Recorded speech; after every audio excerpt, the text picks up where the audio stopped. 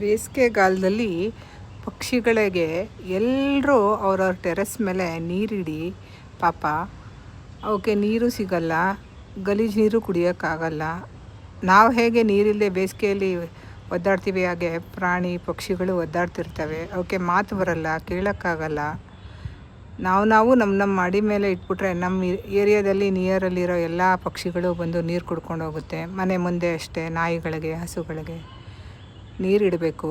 Terrace ಮೇಲೆ ಆಚೆ ನೀರಿಡಬೇಕು. ಬೇಸಿಗೆ ಮುಗಿಯೋವರೆಗೂ ಇಡಿ ದಯವಿಟ್ಟು. ನಾನೆಲ್ಲರೂ ಅದೇ ರಿಕ್ವೆಸ್ಟ್ ಮಾಡ್ಕೋತೀನಿ.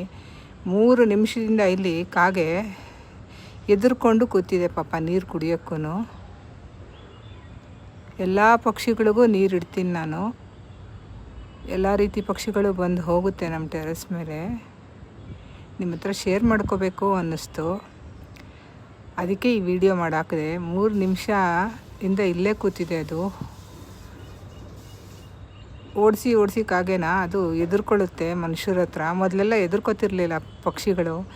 ಕಾ ಅಂತ ಕೂಗಿದ ತಕ್ಷಣ ಬಂದು ಹಾಕಿದ ಊಟ ತಿನ್ಕೊಂಡು ಹೋಗ್ತಿತ್ತು. ಈಗ ಬರೋದೂ ಇಲ್ಲ. ಪಿತೃಪಕ್ಷದಲ್ಲೂ ಅಷ್ಟೇ ಬರಲ್ಲ, ಹಾಕಿ ಕೂಗಿದ್ರೂ. ಎಷ್ಟು ಕಾಗೆಗಳು, ಎಲ್ಲ ಪಾರಿವಾಳಗಳು ಸಾಕ್ತಾಯಿದ್ದಾರೆ ಎಲ್ಲರೂ. ಬರುತ್ತೆ, ಅದು ಹೋಗುತ್ತೆ. ಬಟ್ ಎಲ್ಲ ರೀತಿ ಪಕ್ಷಿಗಳಿಗೂ ಬೇಕು ನೀರು. ದಯವಿಟ್ಟು ಎಲ್ಲರೂ ಇಡಿ ನಿಮ್ಮ ತಾರಸಿ ಮೇಲೆ.